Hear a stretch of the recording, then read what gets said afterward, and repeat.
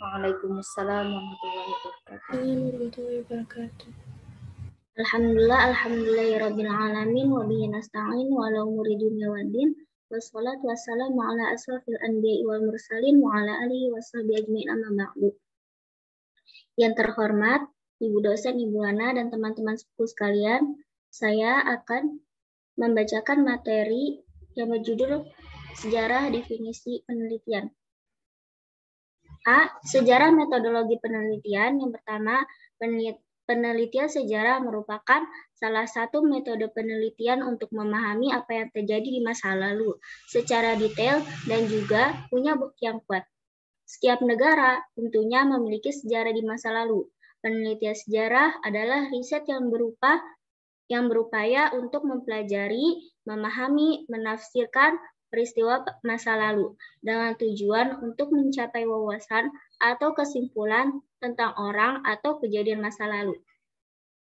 Penelitian yang dilakukan dalam meneliti sejarah kemudian tidak hanya berisi kegiatan untuk menceritakan kembali suatu peristiwa di masa lalu. Penelitian harus memiliki sumber-sumber yang kuat yang menjelaskan sesuatu peristiwa dengan konkret. Lanjut, Vira. Jenis-jenis penelitian. Yang pertama, penelitian sejarah komparatif. Penelitian sejarah komparatif adalah metode penelitian sejarah yang dikerjakan untuk membandingkan faktor-faktor dari fenomena-fenomena sejenis pada suatu periode masa lampau. Misalnya, ingin diperbandingkan sistem pengajaran di Cina dan di Jawa pada masa Kerajaan Majapahit. Yang B, penelitian yuridis atau legal. Jika dalam metode sejarah diinginkan untuk menyelidiki hal-hal menyangkut dengan hukum, baik hukum formal maupun non-formal pada masa yang lalu, maka penelitian demikian tergolong penelitian yuridis. Misalnya, seseorang penelitian ingin mengetahui atau menganalisa tentang keputusan pengadilan akibat hukum adat serta pengaruhnya di masa lampau, serta ingin membuat generasi tentang pengaruh-pengaruh hukum tersebut atas masyarakat. Yang C, penelitian biografis. Penelitian biografis adalah metode sejarah yang digunakan untuk meneliti kehidupan seseorang dan hubungannya dengan masyarakat. Biasanya penelitian ini diteliti akan sifat-sifat watak, pengaruh lingkungan maupun pengaruh pemikiran dan ide dari subjek penelitian dalam masa hidupnya, serta pembentukan watak yang diterima semasa hayatnya. Sumber-sumber atau sejarah dalam penelitian biografis antara lain surat-surat pribadi. D. Penelitian bibliografis. Penelitian dengan menggunakan metode sejarah untuk mencari, menganalisis, membuat interpretasi, serta generalisasi dari fakta-fakta yang merupakan pendapat para ahli dalam suatu masalah atau suatu organisasi dikelompokkan dalam penelitian bibliografis. Penelitian ini mencakup hasil pemikiran dan ide yang telah ditulis oleh para ahli. Selanjutnya, langkah-langkah penelitian.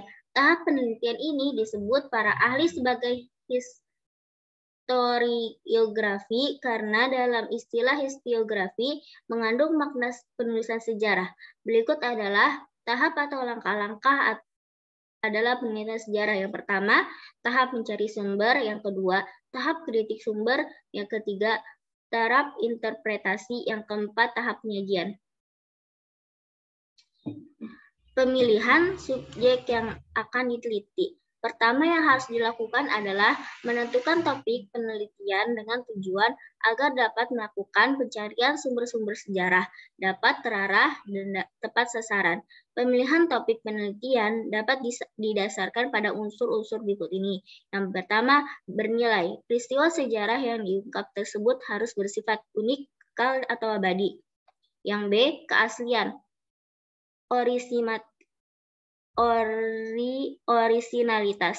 Peristiwa sejarah yang diungkap hendaknya berupa upaya pembuktian baru atau pandangan baru akibat munculnya teori metode baru. C. Praktis dan efisien. Peristiwa sejarah yang dapat diungkap, terjangkau dan mencari sumbernya dan mempunyai hubungan yang erat dengan peristiwa itu. Yang D. Kesatuan. Unsur-unsur yang dijadikan bahan penelitian itu mempunyai kesatuan ide. Yang kedua, heuristik atau pengumpulan data. Heuristik merupakan langkah awal dalam penelitian sejarah untuk berburu dan mengumpulkan berbagai sumber data yang terkait dengan masalah yang sedang diteliti. Sumber yang digunakan bisa diterima dalam meneliti sebuah sejarah ada tiga macam, yaitu yang pertama, sumber lisan, merupakan sumber secara lisan berupa hasil wawancara dengan mereka yang mengalami peristiwa sejarah secara langsung. Yang kedua, sumber tulisan, merupakan sumber sejarah dalam bentuk tulisan baik, itu berbentuk buku, buku harian, surat kabar, laporan, dan lain sebagainya. Yang ketiga, sumber benda, merupakan sumber sejarah berbentuk benda yang berisi bukti suatu peristiwa dalam sejarah yang diteliti. Yang ketiga, kritik atau verifikasi. Kritik merupakan kemampuan menilai sumber-sumber sejarah yang telah dicari atau ditemukan. Kritik sumber sejarah meliputi kritik ekstern dan kritik intern. Kritik ekstern di dalam penelitian ilmu sejarah umumnya menyangkut keaslian atau keautentikan bahan yang digunakan dalam pembuatan sumber sejarah, seperti prasasti, dokumen, dan naskah. Kritik intern merupakan penelitian keakuratan atau keautentikan terhadap materi sumber sejarah itu sendiri. 4. Interpretasi atau penafsiran. Interpretasi adalah menafsirkan fakta sejarah dan merangkai fakta tersebut hingga menjadi kesatuan yang harmonis dan masuk akal dari berbagi fakta yang ada kemudian perlu disusun agar mempunyai bentuk dan struktur. Fakta yang ada ditafsirkan sehingga ditemukan struktur logisnya berdasarkan fakta yang ada untuk menghindari suatu penafsiran yang semena-mena akibat sepemikiran yang sempit. Dan dilanjutkan oleh Vira. Baik, saya akan lanjutkan bacaan dari Takia. 5. Historiografi atau penulisan sejarah. Historiografi adalah proses penyusunan fakta-fakta sejarah dan berbagai sumber yang telah diseleksi dalam sebuah bentuk penulisan sejarah. B. Definisi metodologi penelitian. Metodologi penelitian berasal dari kata metode yang artinya cara yang tepat untuk melakukan suatu yang logos yang artinya ilmu atau pengetahuan. Dari metodologi artinya cara melakukan sesuatu dengan menggunakan pikiran secara seksama untuk mencapai suatu tujuan yang merupakan sekumpulan peraturan, kegiatan, dan prosedur yang digunakan oleh pelaku suatu disiplin ilmu. Metodologi juga merupakan analis teoritis mengenai suatu cara atau metode. Motivasi dan tujuan penelitian secara umum pada dasarnya adalah sama, yaitu bahwa penelitian merupakan refleksi dari keinginan manusia yang selalu berusaha untuk mengetahui sesuatu. Adapun tujuan penelitian adalah penemuan, pembuktian, dan pengembangan ilmu pengetahuan. Penemuan data yang diperoleh dari penelitian merupakan data-data yang baru yang belum pernah diketahui. Pembuktian, data yang diperoleh dari penelitian digunakan untuk membuktikan adanya keraguan terhadap informasi atau pengetahuan tertentu.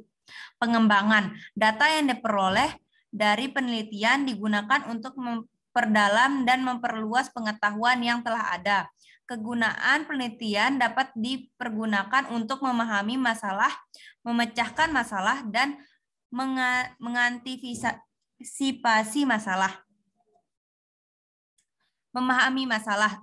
Data yang diperoleh dari penelitian digunakan untuk memperjelas suatu masalah atau informasi yang telah diketahui dan selanjutnya diketahui. Memecahkan masalah. Data yang diperoleh dari penelitian digunakan untuk meminimalkan atau menghilangkan masalah. mengantisipasi masalah. Data yang diperoleh dari penelitian digunakan untuk mengupayakan agar masalah tersebut tidak terjadi. Pengertian metode penelitian menurut para ahli.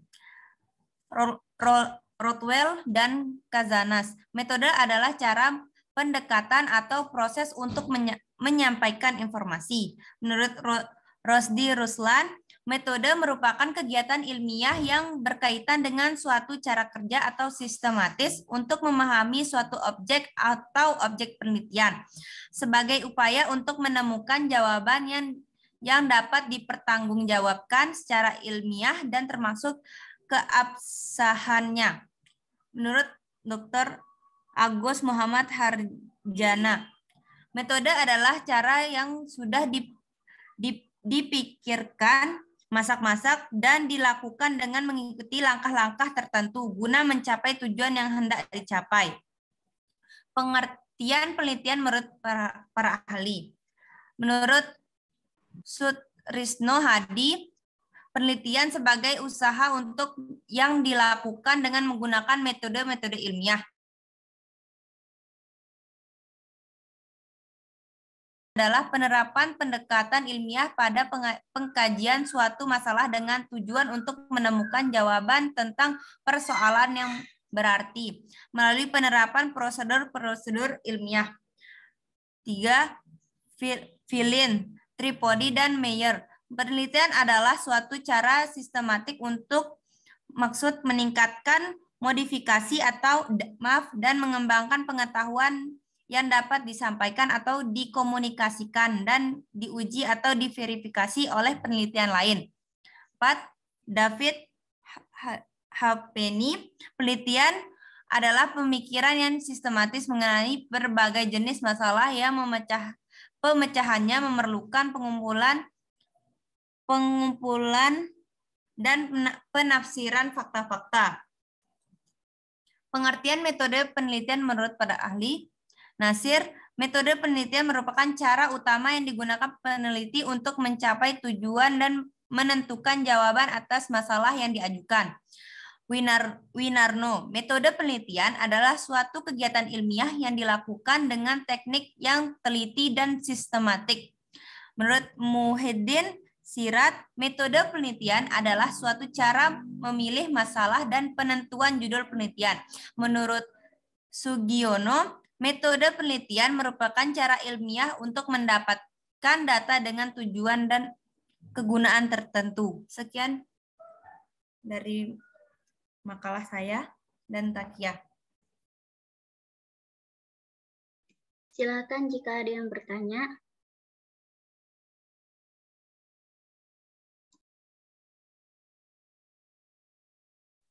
Tadi sempat tertinggal nggak Kak? Mana yang lebih dulu lahir, metode kualitatif atau kuantitatif dalam sejarah?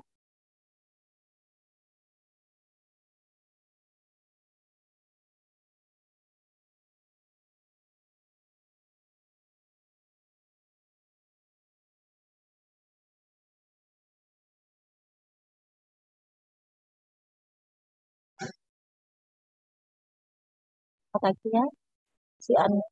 Mohon maaf Ibu, yang di sejarah. Yang mana yang lahir duluan? Ini kan macam-macam metode penelitian, ada penelitian komparatif, geografis, kayak gitu. Nah, nanti kita lebih kepada penelitian pendidikan yang kualitatif dan kuantitatif.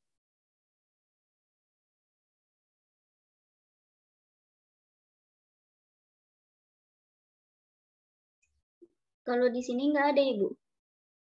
Ini metode penelitian sejarah ya, bukannya ngambil dari sejarahnya. Enggak, Ibu, kan kemarin saya nanya ke Bu Esi. Terus katanya adalah di modul. Terus ada di modul, terus habis itu saya minta modulnya, belum dikasih gitu loh. Tapi yang kamu pikirkan itu sejarah metode penelitian atau jenis-jenis penelitian sejarah.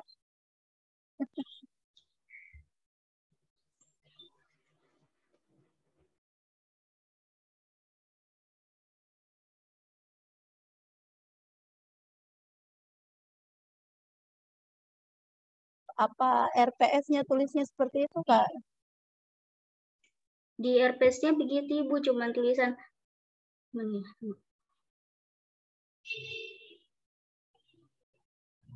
Sejarah metodologi penelitian kan?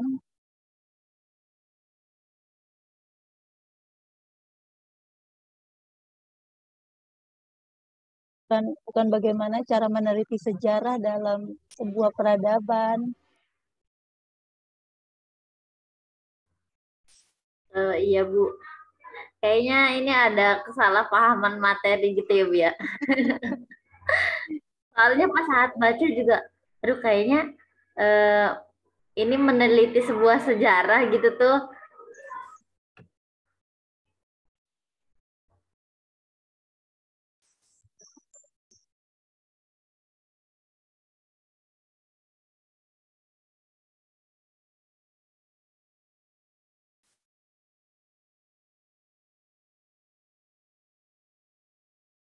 Tapi ini membuka pengetahuan juga buat kita.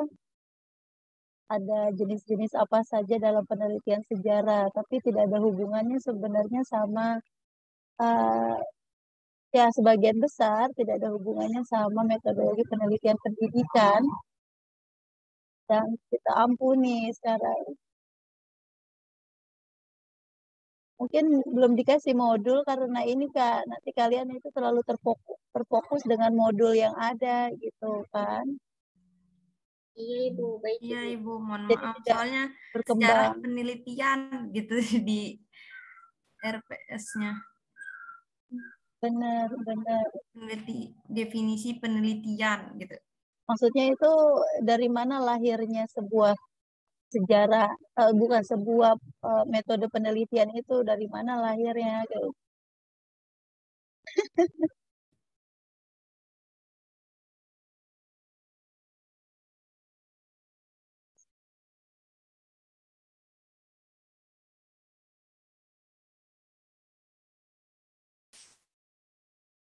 Kalau di apa namanya pendidikan itu kan masuknya ke ilmu sosial ya. Kita kan bagi dua nih kalau kalian itu suka apa yang dari SMA itu kan nanti setelah kelas 2 masuk kelas 3 itu kan akan dibagi kelas 1 ke kelas 2 SMA ya. Akan dibagi dua, yang satu masuk ke IPA yang berhubungan sama ilmu-ilmu eksakta, satu lagi masuk IPS misalnya, itu yang berhubungan dengan ilmu-ilmu sosial. Nah, kalau dalam pendidikan itu ilmu eksak apa sosial.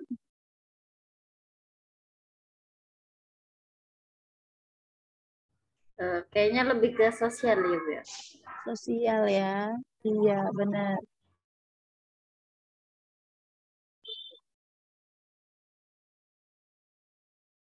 Nah, nanti bagaimana sejarahnya dalam keilmuan sosial sampai lahirnya metode.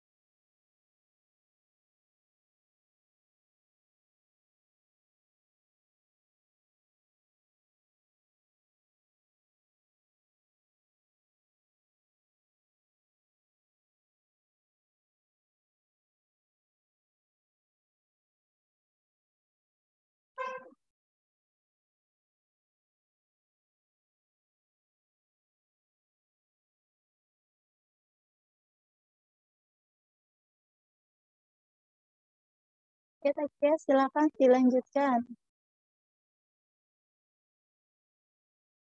Atau teman-teman mau mendengar penjelasan Ibu dulu? Ya Bu, biar kita Ibu nggak boleh Ibu. Oke, baiklah. Siap. Ibu sudah jadi host belum ya? Ibu share screen.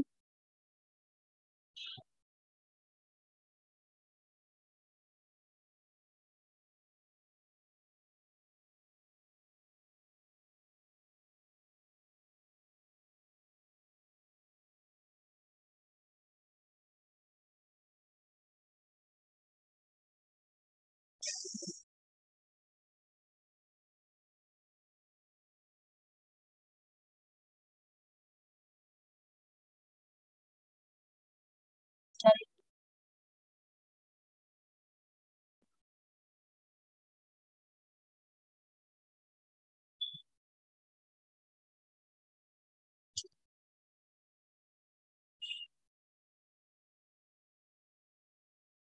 Oke, ada satu slide. Boleh, Mbak?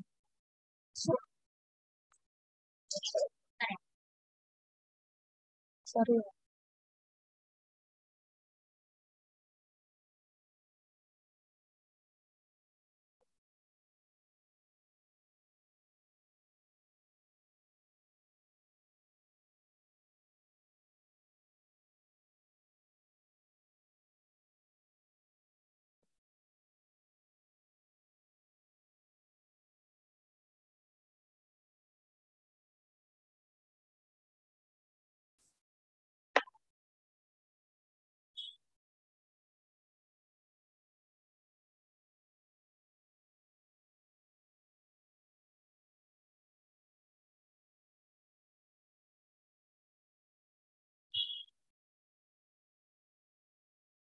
Oke, sekarang sebelum kita mulai, Ibu mau tanya sama kalian ya. Apa bedanya ilmu sama pengetahuan? Kalau kita bicara tentang metode penelitian, itu berarti kita sedang berbicara sesuatu yang logis, oke? Sesuatu yang sistematis, sesuatu yang eh, empirik, berdasarkan pengalaman, gitu. Nah, itu dasarnya tentu saja dari ilmu pengetahuan. Yang tahu apa bedanya pengetahuan dan ilmu, akhirnya digabung menjadi ilmu pengetahuan, kayak gitu. Mutiara, apa beda? Apakah pengetahuan itu, Kak? Yang sambil minum, yang mau minum silakan, ayo.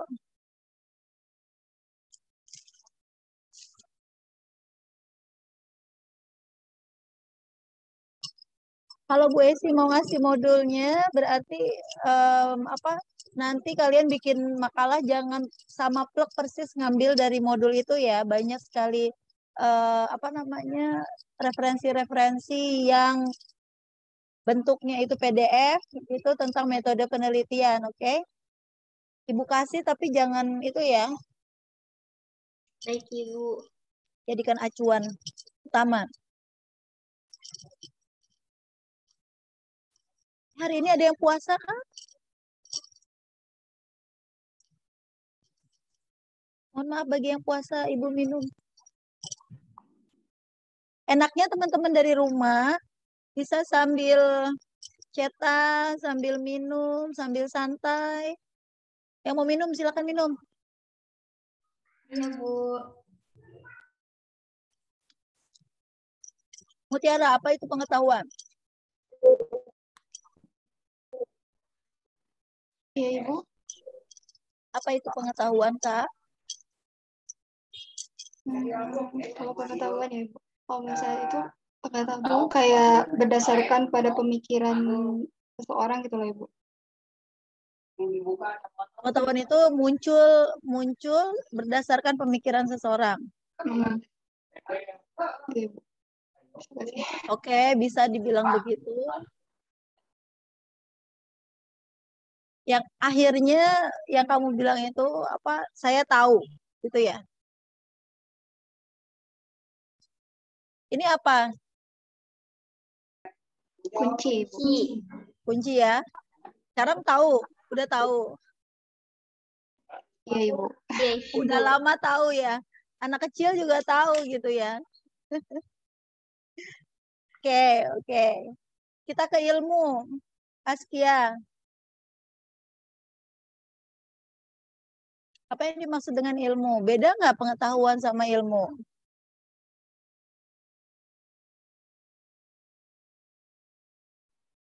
Beda, Ibu. Oke. Kalau misalnya ilmu pengetahuan berdasarkan dari pengetahuan sendiri, Bu. Dasarnya dari pengetahuan. Baru lahirlah sebuah ilmu gitu. Itu data dari mana? Berdasarkan siapa yang bicara itu analisis dari Profesor Askia Aulia kah? Atau dari data dari mana?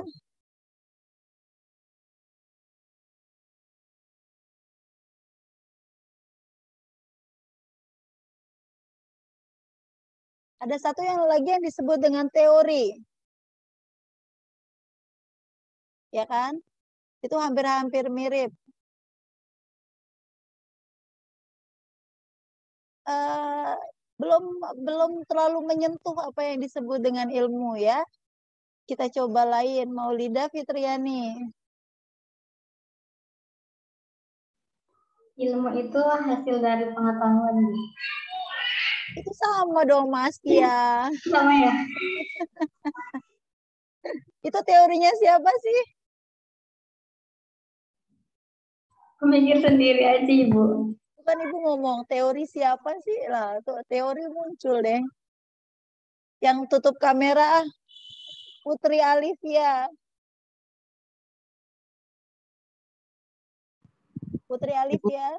Sinyalnya kurang baik, Bu. Putus-putus, Ibu. Ibu Di chat ngomong. boleh, di chat boleh. Kasihan kamu nanti kalau setiap Zoom putus-putus terus nggak dapat apa-apa dong. Di chat boleh Kak Putri. Hilwa Ziada sambil nunggu Kak Putri. Ngechat. Hilwa, apakah Hilwa di sana? Iya, Ibu. Oke. Apa itu ilmu?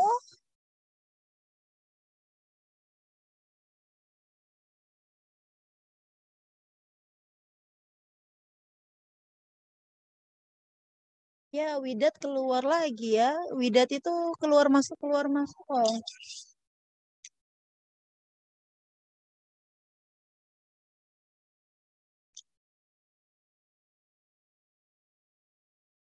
Gimana Kak?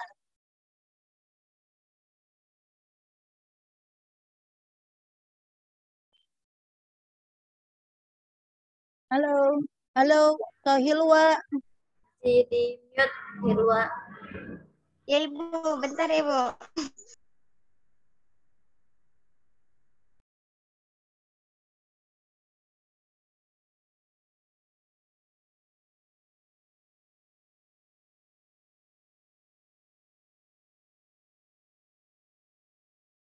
Oke.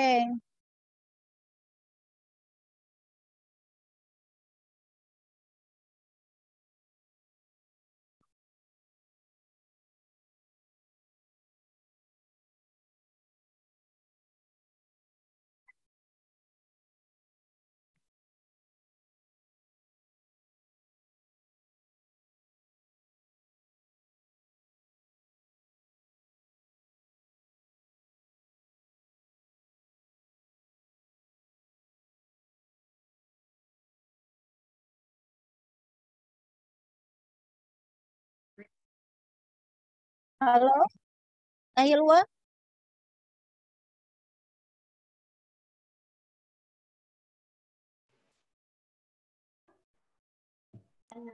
Ya, Ibu. Ini, Ibu. Ilmu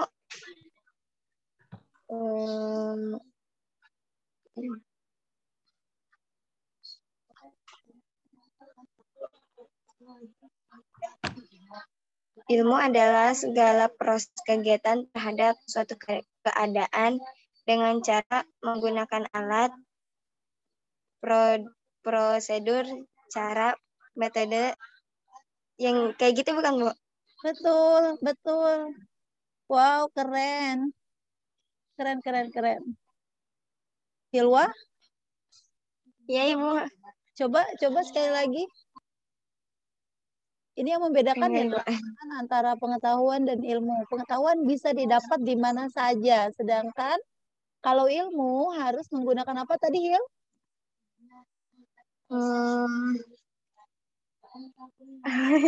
Ibu. Itu menurut pendapatnya siapa? Menurut yang Ibu. Coba diulangi lagi tadi biar teman-teman mendengar jelas. Iya, sebentar, Ibu.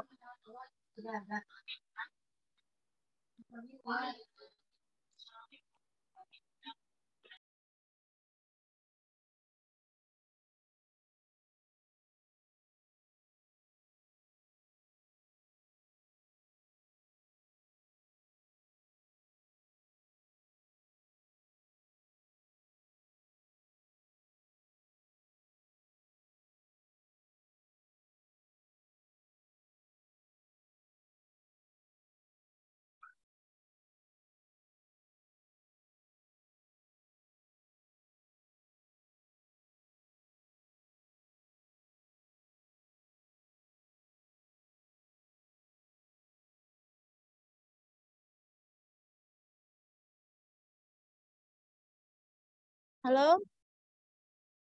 Hilang ya, Hilwa ya? Oke, baik.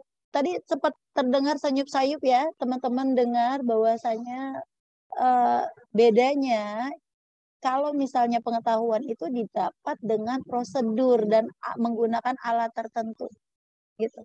Nah, pengetahuan itu terbentuk, ilmu itu terbentuk dari pengetahuan-pengetahuan yang ada, tetapi terjadinya sebuah transformasi antara pengetahuan dan ilmu itu tidak hanya serta-merta didapatkan begitu saja, gitu. Tapi perlu adanya pengalaman, perlu adanya rasionalitas, perlu adanya alat, gitu. Nah, alat itu yang kita sebut sebagai metode penelitian. Oke? Jadi kalau pengetahuan teman-teman sekarang udah tahu bisa dapat dari mana aja. Kita tahu kalau lagi kalau lagi hujan berarti kita harus pakai payung biar enggak sakit. Nah, itu kita tahu itu semuanya dari manapun kita dapatkan gitu. Nah, tapi kalau yang namanya ilmu pengetahuan itu kita dapatkan dari cara-cara tertentu. Gitu ya. Kayak izin share screen. Nah, kita akan ngebahas di sisi sini bahwasanya duduk di bangku kuliah itu tidak hanya serta-merta belajar tentang pengetahuan, tapi kita juga belajar tentang ilmu. Ya kan? Kita belajar bagaimana memperoleh pengetahuan itu sendiri menjadikan ilmu dan nanti pada akhirnya bisa menjadi sebuah teori. Gitu. Kayak di sini perbedaan. Segala sesuatu informasi yang common sense, yang masuk akal, itu kita sebut pengetahuan. Gitu. Nah, udah gitu ada dengan menggunakan mekanisme tertentu. Tetapi kalau ilmu sendiri itu adalah akumulasi pengetahuan yang menjelaskan karena adanya akibat sebab akibat gitu dari sesuatu. Nah, itu menggunakan metode-metode tertentu yang merupakan suatu kesatuan yang sistematis, objektif, dan juga rasional. Nah, itu menjadikan dasar buat teman-teman sendiri sebagai melakukan sebuah penelitian. Harus sistematis, objektif, dan juga rasional. Gitu ya. Sedangkan teori itu sendiri adalah turunannya lagi dari ilmu, teman-teman. Oke? Ilmu yang sudah digodok, yang sudah dianalisis berdasarkan 3 prinsip tadi, sistematis, objektif, dan teori dan rasional, itu akan menjadi fakta-fakta secara keseluruhan. Oke, teman-teman tahu mesin uap? Siapa yang menemukan teori mesin uap?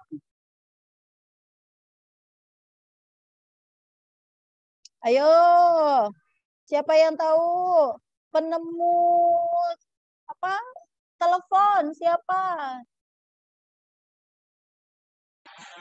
Graham Bell.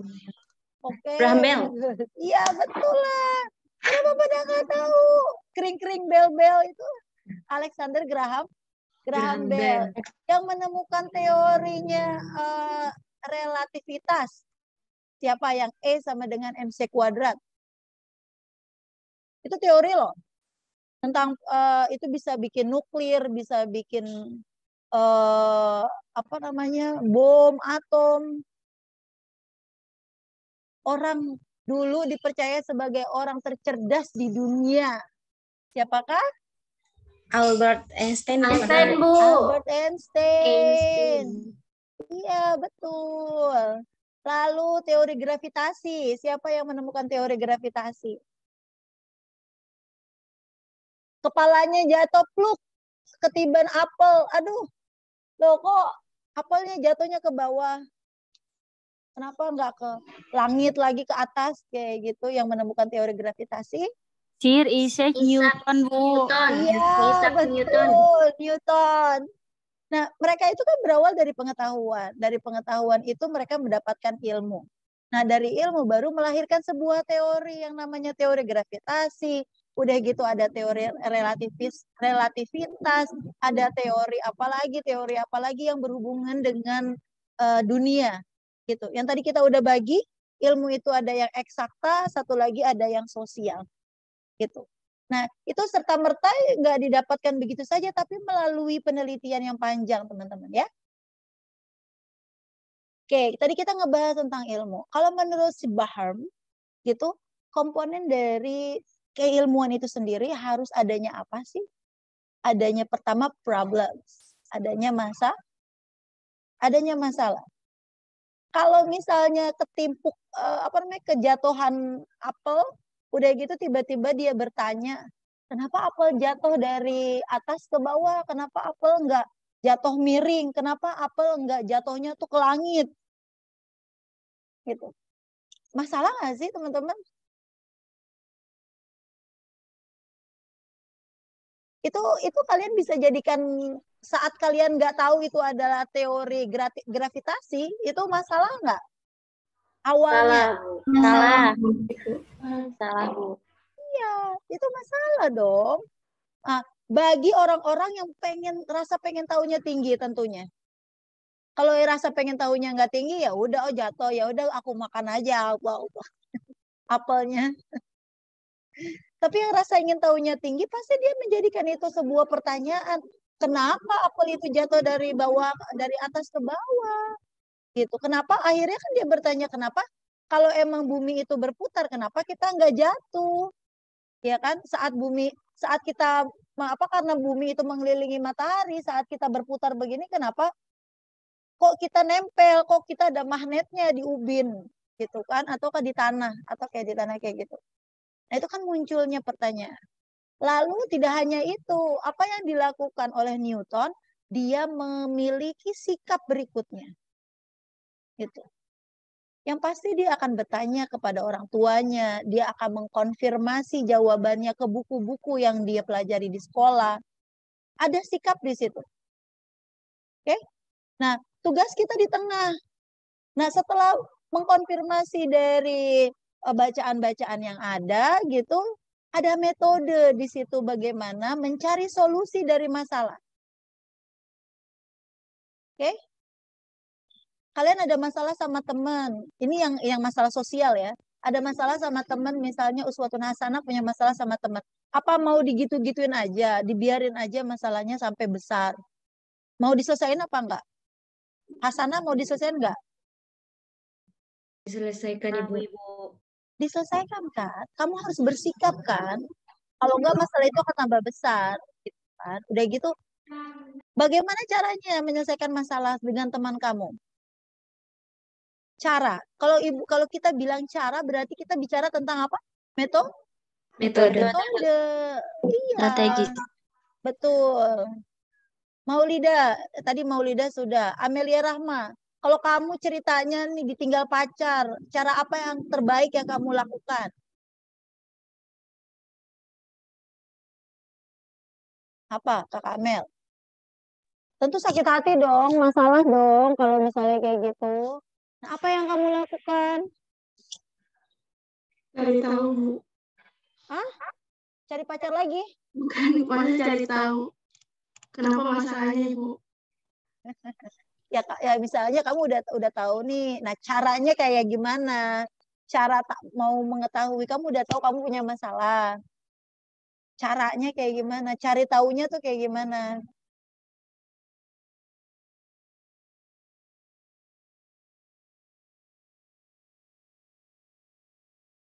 Cara mengatasinya dengan komunikasi yang baik, ya enggak, Bu? Jadi putus baik-baik gitu ya? Apa kamu mau cari tahu siapa wanita lain yang jadi idaman pacar kamu gitu? Bisa juga, Bu. Akhirnya kita putus gitu ya. Nah, tentu ada caranya kan? Tentu ada caranya. Kalau misalnya Aat bilangnya dengan komunikasi gitu. Karena misalnya jadian baik-baik, berarti kan putus juga harus baik-baik. Kita harus mengkomunikasikan hal itu jadi nggak berlarut-larut gitu ya. Misalnya kayak gitu. Tapi memang kalau endingnya memang harus putus lagi, misalnya memang tidak bisa diperbaiki, ya udah. Gitu. Tapi tetap setiap masalah itu harus ada solusi. Ya kan? Oleh karenanya setelah metode itu ada activity, ada aktivitas. Di dalam metode penelitian khususnya nanti tentu aja ada prosedurnya, ada langkah-langkahnya. Nanti kita akan pelajari. Nah, nanti kalau kamu misalnya mengikuti prosedur yang sudah ada, itu akan menarik sebuah kesimpulan. Gitu. Amelkah yang terbaik buat dia atau Amel punya pilihan lain yang Allah siapkan yang lebih baik dari cowok Amel sebelumnya misalnya. Nah, itu dia. Mungkin salah satunya nanti akan kamu tuliskan di lembar diary. Kesimpulannya apa? This is my dream, not her. Right? Not hers, Bu. Ya, not hers. Nah, akan ada kesimpulan nanti di akhir. Apa kesimpulannya? This is my dream, not hers? Atau apa? Kita kan nggak tahu. Nah, tentu saja nanti dari kesimpulan tersebut nanti ada impact atau efek. Gitu. Nah, semuanya itu menjadi jalan untuk memperoleh pengetahuan, Kak. Dari tadi kita dari relativis dari teori gravitasi kenapa bisa ke teori putus nyambung. Nah, akhirnya dapat kesimpulan dan itu nanti akan memberikan efek besar buat dunia ya kan kalau kita ngambil kembali lagi kepada teori gravitasi itu sendiri ya kan. Sampai sekarang kita pakai teori tersebut gitu. Oke. Nah, berdasarkan sejarahnya, kalau misalnya kita melihat dari bukunya, salah satu buku nanti juga Ibu kirimkan, tapi ingetin Ibu kirimkan setelah ini. Jadi dalam fase di dalam dunia metodologi penelitian pendidikan, khususnya di bidang pendidikan, itu kita ada 3 macam metode. Kualitatif, itu yang berdasarkan deskripsi. Nanti kita akan membaca, menganalisis sebuah permasalahan itu dengan hasilnya itu penggambaran secara datanya menggunakan deskripsi. Gitu. Olahan datanya dideskripsikan, hasil dari pengumpulan data nanti kita deskripsikan. Gitu. Menggunakan kata-kata atau kualitatif. Gitu. Sedangkan kalau teman-teman dengar bahasa kuantitatif, metode yang satunya itu kuantitatif, udah tahu dong. Kuantitatif kan ini berhubungan dengan jumlah, berhubungan dengan kuantitas, berhubungan dengan angka, berhubungan dengan hitung-hitungan. Kuantitatif. Gitu. Oke? Nah, bedanya di situ nanti. Mixed method nanti ada penggabungan antara keduanya. Sebenarnya teori kualitatif itu sendiri itu sudah ada mulai dari abad 1950-an. Gitu, sudah ada. Walaupun trennya sebenarnya kuantitatif itu duluan. Oke, Ibu bilang kual dan kuan. Oke, untuk membedakan ya. Kual itu kualitatif, kuantitatif. hadirnya di dalam dunia sejarah kuantitatif, kuan itu hadir duluan gitu. Jadi para peneliti, para mulai misalnya dalam sejarahnya di Indonesia, bukan di Indonesia, teman-teman pernah baca kan sejarah waktu kejayaan Islam, kan kita punya banyak itu tuh pakar-pakar tuh, ada Ibnu Sina, ada Al-Farabi, ada Averroes atau Ibnu Rushd, ada Al-Khwarizm, segala macam itu selain yang kalian kenal di dunia barat, kan mereka juga seorang peneliti kan, dari dulu sebenarnya udah ada gitu. Nah, tapi awalnya menggunakan kuan, hitungan nilai, menggunakan hitungan nilai gitu. Nah, mulai kesininya dia tuh abad ke-15-an itu, ini kita udah ngomong di abad ke-19 ya. Di abad 15-an itu sebenarnya sudah mulai lahir yang kuantitatif gitu, kuan, yang deskripsi gitu. Mereka nggak puas nih kalau misalnya menggunakan angka-angka saja. Kenapa? Karena hasilnya itu yang angka itu, yang menggunakan angka, hasilnya itu hanya bisa diklaim di situ saja, di wilayah situ saja gitu. Nggak bisa digeneralisasikan juga ke banyak orang gitu. Nah, kuan kalau yang kuan yang studi kasus juga sama. Kalau yang kuan studi kasus ya. Nah, nanti mulai dari zaman tradisional, golden age. Tadinya olahan datanya itu hanya melakukan observasi, mengolah datanya itu hanya melihat bagaimana keadaan alam yang ada, nanti dideskripsikan seperti itu. Habis itu ada masa golden age, ada masa suram, ada masa krisis, ada masa di krisis ini disampaikan karena berhubungan masa-masa ini tahun 1986 sampai 1990 itu di waktu-waktunya itu masa suram, dan masa krisis itu di waktu-waktunya perang dunia gitu. Jadi lebih banyak perang nih saat itu. Nah, mulai setelah selesai perang, postmodernism itu semua udah mulai aktif lagi untuk meneliti gitu.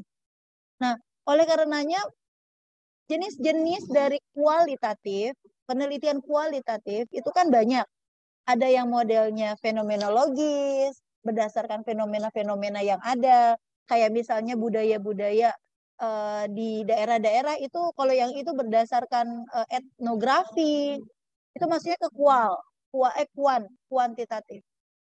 Udah gitu nanti ada studi kasus, nanti ada yang berhubungan sama grounded teori, yang teori yang sudah ada terus digali lagi lebih dalam lagi menggunakan teori-teori pengetahuan pendukung yang lainnya, itu juga disebutnya kualitatif.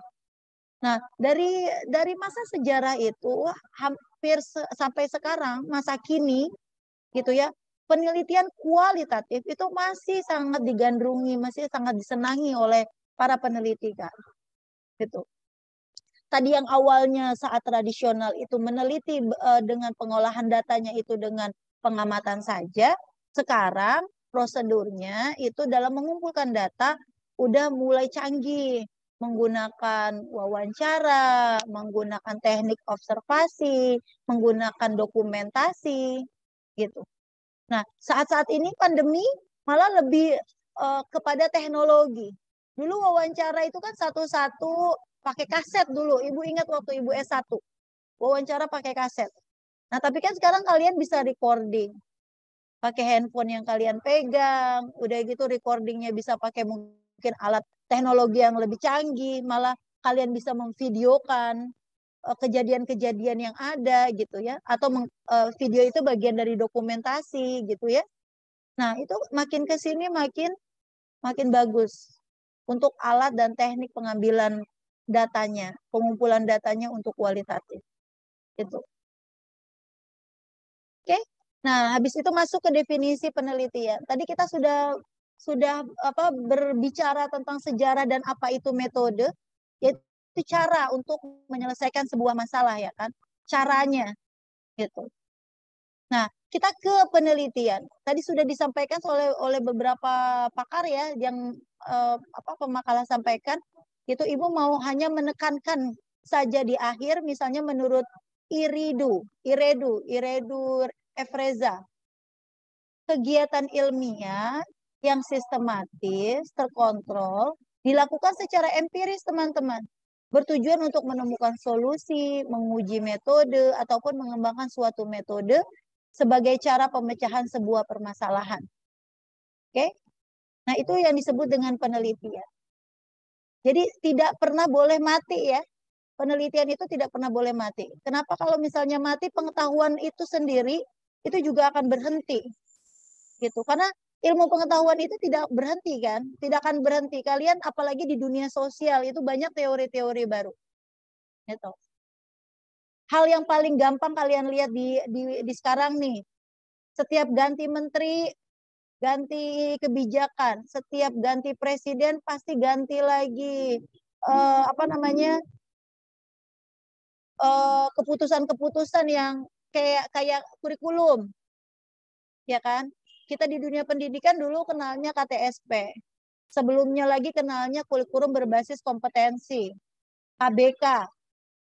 Nah, udah gitu ganti menteri lagi, ganti lagi teorinya. Ada namanya kurikulum Kurtilas, K13, ya. kurikulum 13. K13, kurikulum K13. Nah, ganti lagi Mas Nadiem Makarim, kita lagi disosialisasikan kurikulum Merdeka.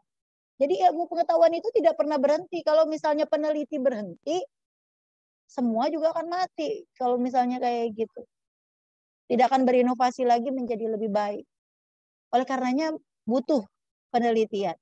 Dengan pisau analisis adalah metode penelitian. Oke, kita sebut sebagai apa? Metode penelitian, Kak? Pisau analisis. Oke? Diingat-ingat ya. Oke, Ibu mau ngasih contoh sebuah penelitian. Ini adalah penelitian yang kemarin ditulis oleh narasumber kita Ibu Lilis Madiawati, ingat? Oke. Dia tadi kan disebutkan boleh kan mengembangkan sebuah metode atau model dalam penelitian. Oke, beliau mengambil penelitian tentang pengembangan model kegiatan bermain berbasis kecerdasan jamak. Oke, dalam implementasi sekolah ramah anak. Nah, karena di Jawa Tengah itu kadang suka ada Gunung Merapi segala macam, itu disebutnya di daerah Jawa Tengah, di daerah-daerah yang rawan bencana. Kegiatan-kegiatan apa saja yang ingin dilakukan bagi anak-anak untuk menciptakan sekolah ramah anak. Karena kalau misalnya anak nggak merasa secure, tidak merasa aman, ya kan? Sekolah nggak ramah dong. Nah, oleh karenanya Ibu Lilis ingin menciptakan sebuah model kegiatan bermain yang bagus, yang berbasis kecerdasan jamak dalam implementasi sekolah ramah anak. Gitu. Nah, nanti desain dan desolannya kita akan bahas. Apakah itu desain dan desolan? Akan kita bahas. Yang pasti berangkat dari masalah. Bu Lilis akan punya judul ini dan ini sudah didesiminasikan hasilnya. Itu pasti berangkat dari masalah, Kak. Ibu mau tanya, kalau kalian lihat dari judul ini, apakah masalahnya? Kira-kira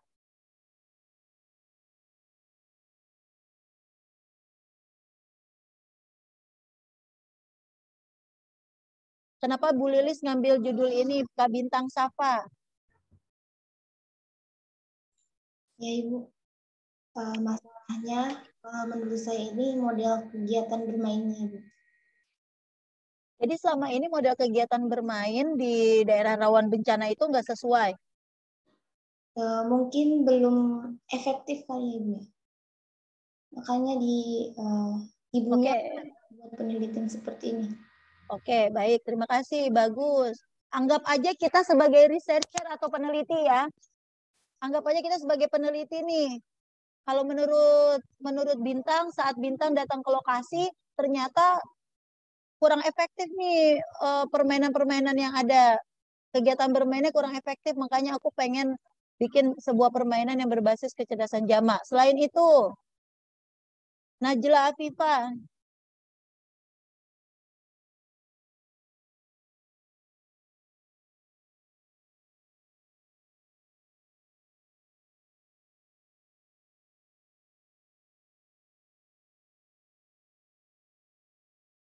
Najla masih mute.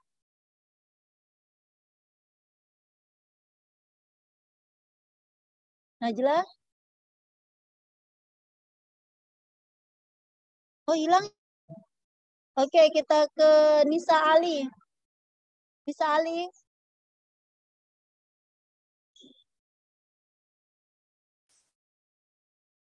Kakak Nisa Ali. Oh, mungkin ke toilet ya. Risha Fatih.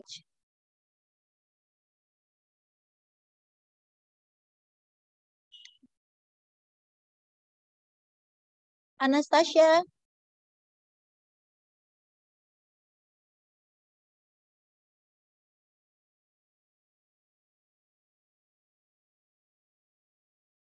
Selain masalah-masalah tadi yang disampaikan, Qurratul Aini, kira-kira apa lagi yang menjadikan Ibu. kamu misalnya sebagai peneliti itu pengen ngambil judul ini? Menarik juga sih Bu kalau mengambil judul ini karena emang benar mungkin dari daerah rawan bencana itu kurang dari bermain berbasis kecerdasan kegiatan bermainnya. Nah, itu masalahnya apa? Itu kan baru tujuan yang kamu sampaikan. Tujuannya Oh, iya. itu pengennya berbasis kecerdasan jamak. Kira-kira ada masalah apa sih di tempat daerah rawan bencana yang di Jawa Tengah itu sampai kamu mau mengambil judul ini? Mungkin di sana lebih banyak, belum banyak sekolah mungkin gitu ya Bu.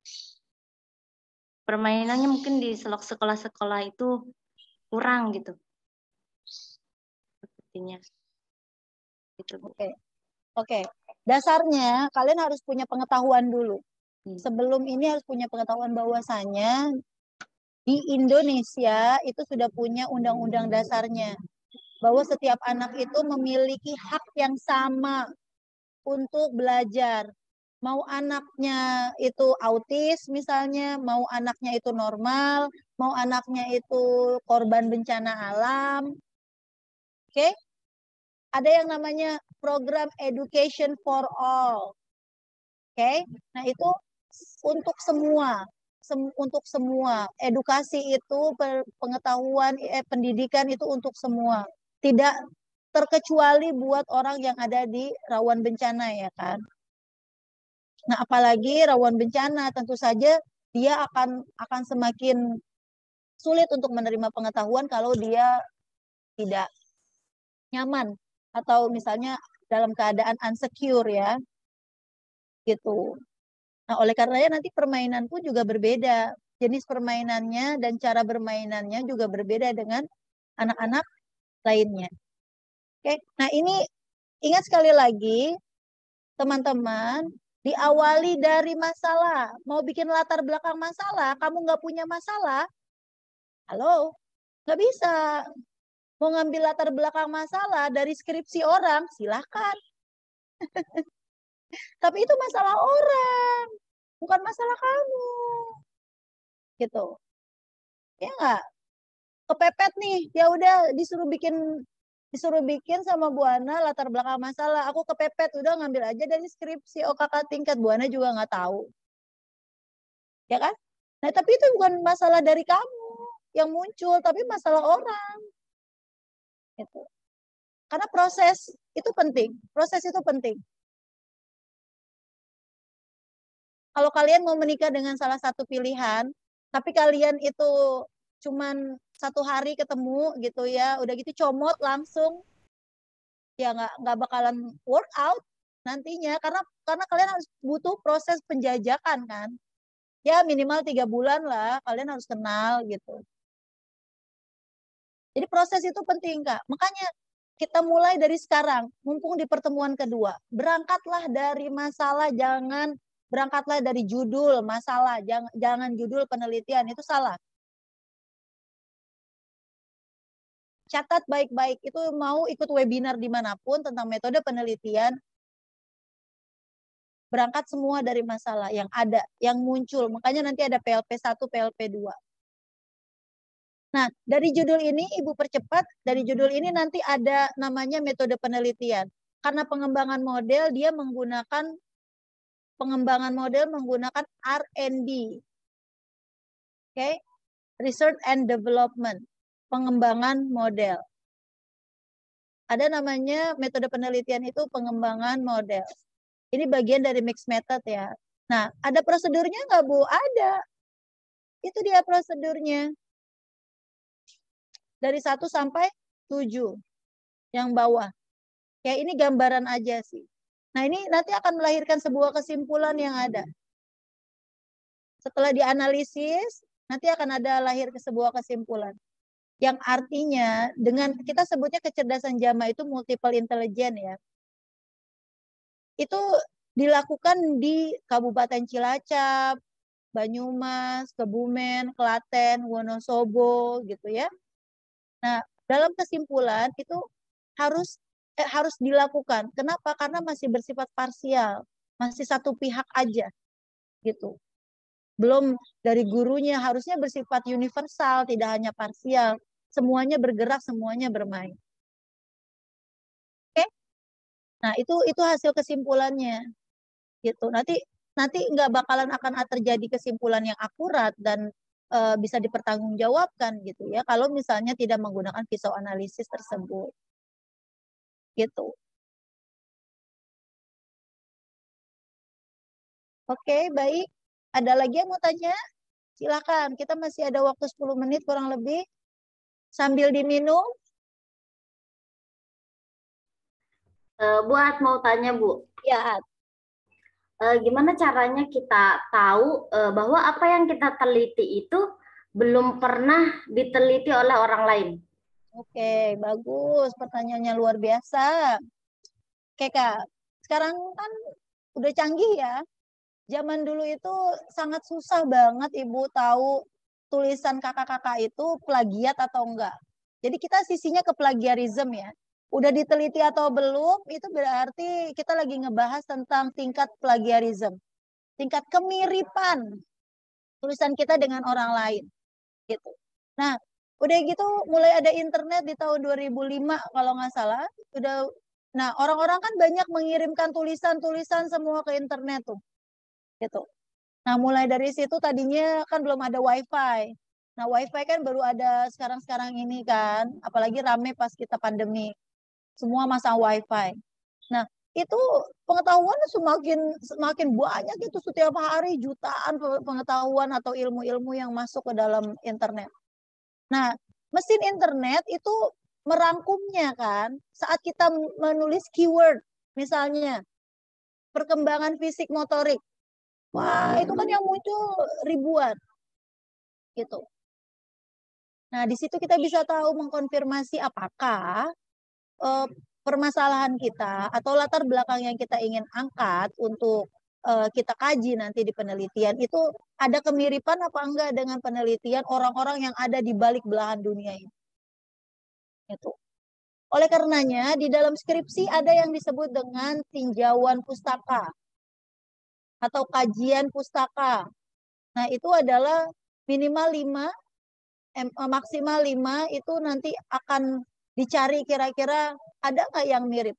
Kalau emang mirip persis ganti lagi. Nggak bisa skripsi yang itu karena udah diteliti sama orang lain.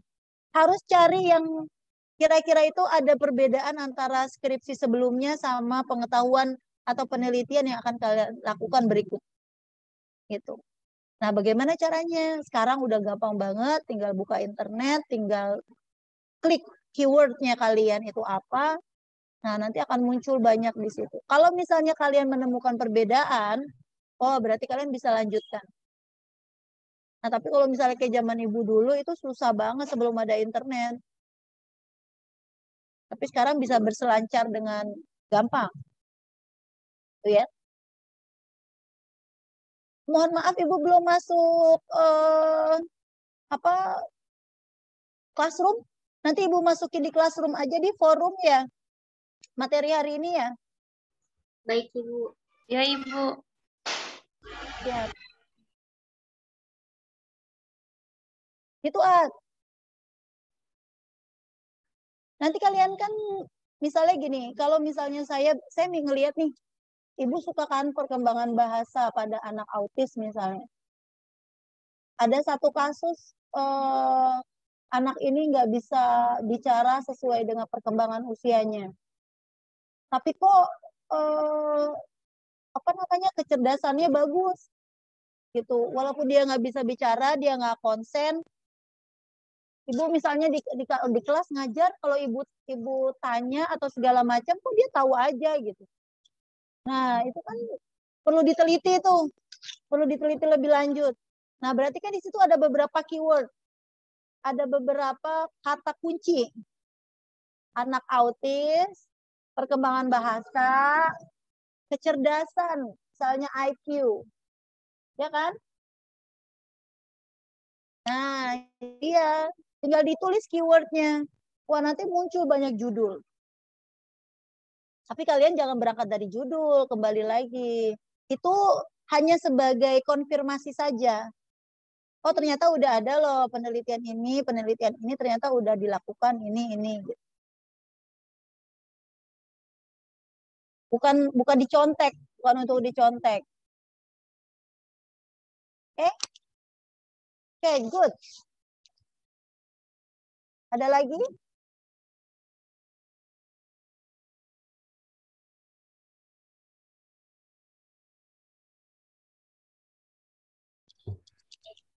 Bu. Ayo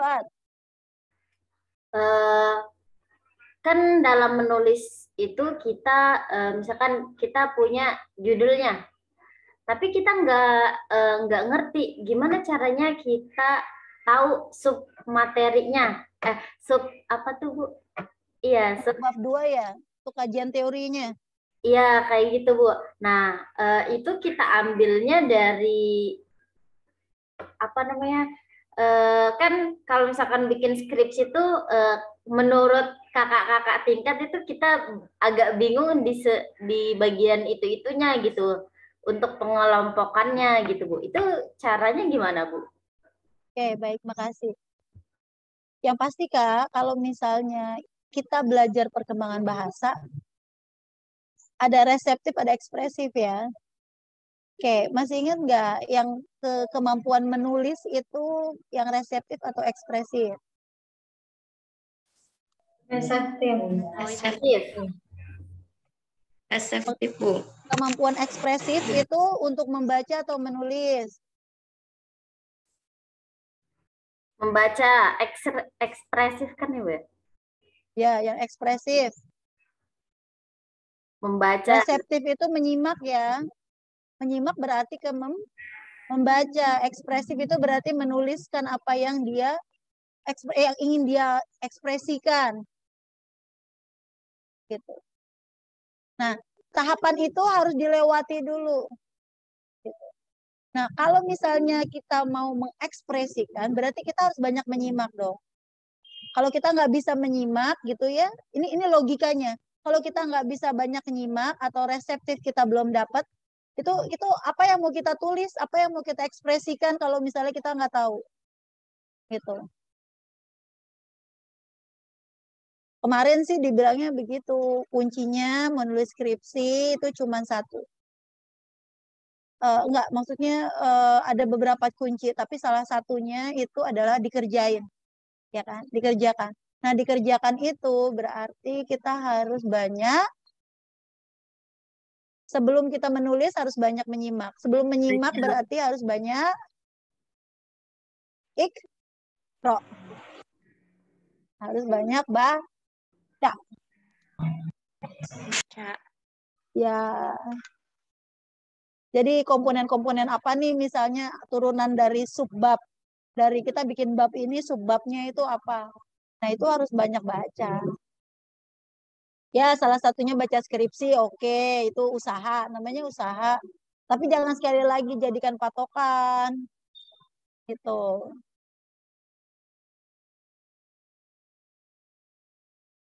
Itu Kak. Siap Bu. Makasih Bu. Sama-sama. Kansa, buku apa yang lagi dibaca sekarang? Apapun terserah. Komik. Boleh. Buku kuliah juga nggak apa-apa. Kamu baca kiroat akhir-akhir ini? Ya, Kansa hilang ya. Aulia Putri Pratiwi. Ibu. Apa yang kamu lagi baca saat ini? Ada Ibu semacam apa ya? Saya tunjukkan ya Ibu. Boleh. Buku psikologi juga nggak apa-apa. Yang penting kalian jangan pernah berhenti membaca. Jangan baca WA mulu. Bacanya WA, ngepoin status orang, atau pengennya dikepoin misalnya. Karena lagi banyakin baca. Judulnya Tak Masalah Menjadi Orang Berbeda. Karena salah. Tak masalah menjadi orang yang berbeda. Tak masalah. Itu novel? Bukan Ibu, semacam apa ya? Kayak motivasi gitu ya? Iya Ibu, misalnya dari para ilmuwan yang telah berhasil, terutama dari ibunda-ibundanya ini ya, yang berhasil mendidik gitu. Wow, keren. Ya minimal ada yang selain Aulia yang kalian baca gitu ya, untuk pengembangan kompetensi diri kita. Itu bagus Kak. Oke, ada lagi yang bertanya? Good.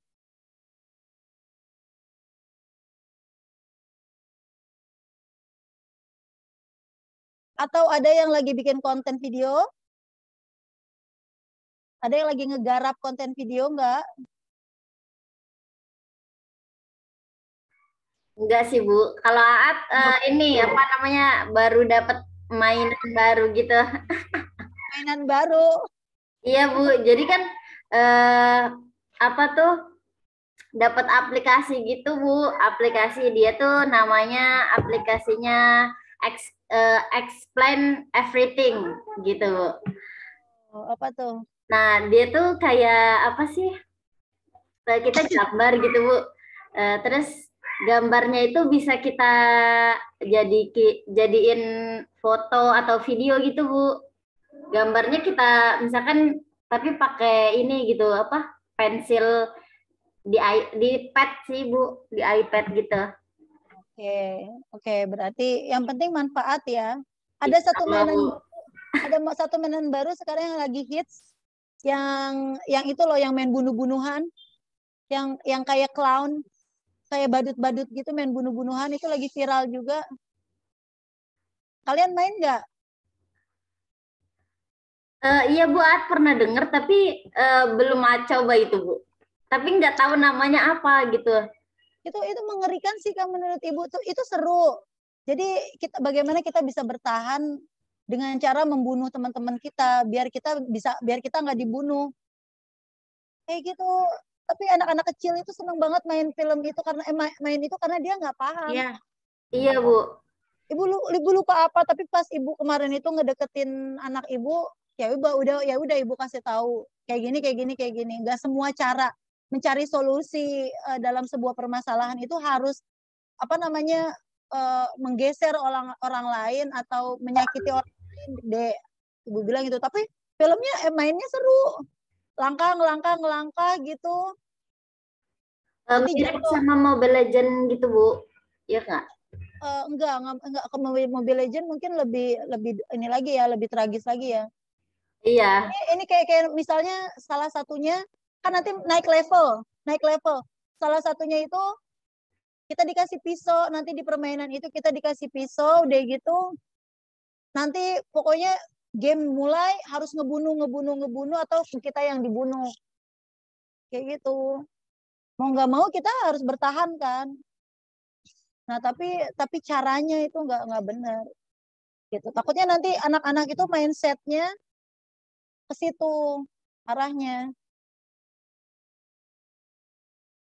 Dan kalian nonton layangan putus itu yang sebagian teman-teman itu nonton layangan putus itu kalau memang belum matang secara emosi, kematangan diri secara emosi, itu malah ibu-ibu rumah tangga atau bapak-bapak yang nonton itu malah bukannya mengurangi angka perceraian gitu ya, itu malah memberikan peluang-peluang untuk melakukan perselingkuhan menurut Ibu ya. Dengan adanya film itu. Betul, Bu. Betul, Bu. Jadi orang yang sebelumnya mau nikah itu kayak ada rasa ketakutan tersendiri gitu setelah nonton ini film. Karena salah satu yang mungkin gitu. Iya, Bu. Tapi kalau dengar ceritanya yang Kinan yang asli, Bu, yang jadi penulis novelnya, itu lebih apa ya? Menurut Aat lebih menyakitkan daripada di filmnya gitu. Kalau di filmnya tuh dia kan lebih cenderung ke perselingkuhannya. Kalau di novelnya dia itu lebih apa ya? Lebih condong dia tuh nggak ada selingkuh, Bu, sebenarnya. Di novelnya dia itu poligami. Datang-datang suaminya bilang langsung saya ini jadi dia itu si yang jadi Arisnya itu dia itu menghilang 12 hari, kemudian dia itu pulang-pulang ke bilang ke Kinan kalau misalkan dia ini udah poligami gitu, Bu. Oh, oke. Ya solusi yang lebih baik lah. Cuman karena emang WeTV itu bisa disorot tuh. Dan bisa diakses, udah gitu ada di TikTok ya. Masuk ke TikTok juga. Udah gitu ngaksesnya juga gampang banget, maksudnya tinggal bayar berapa rupiah jadi bisa berlangganan kayak gitu. Itu menurut Ibu sih filmnya itu kurang mendidik ya. Gitu. Nah, itu juga bisa diteliti teman-teman untuk pengasuhan, pola pengasuhan dalam pernikahan itu juga bisa diteliti oleh kita, ranah kita itu. Bukannya ranahnya PAI itu masuk ke kita kalau misalnya hubungannya dengan anak dan orang tua itu ranahnya kita. Oke, baik. Terima kasih banyak. Nah, itu salah satunya. Itu salah satu. Kita ngelihat nih ada film, ada game apa kayaknya nggak bagus buat anak-anak usia dini. Wah, itu bisa kita teliti karena itu masalah terhadap perkembangan. Kita lihat juga yang viral film apa tadi Layangan Putus, ternyata itu nggak baik buat pranikah, hubungan pranikah seseorang gitu. Nah, itu juga bisa kita teliti karena itu ranah kita. Oke, secara nggak langsung obrolan itu membawa kita kepada metode penelitian. Oke, jadi seperti itu teman-teman. Kita masih skip dulu untuk pembuatan latar belakang. Mungkin besok akan Ibu tampilkan model latar belakang yang ada. Nanti kita analisis desain dan desolennya itu kayak apa. Gitu. Tapi memang kembali lagi ada presentasi dulu ya dari teman-teman. Nanti kita lihat sejauh mana pengetahuan yang kalian ini kan terima dengan membaca. Oke, kita tutup dengan hamdalah. Baiklah, alhamdulillahirabbil alamin. Doa kafaratul majlis, subhanakallahumma wa bihamdika asyhadu an la ilaha illa anta astaghfiruka wa atubu ilaik. Takia di sini WA Ibu coba masuk ke Google Classroom ya. Makasih teman-teman. Baik, Ibu.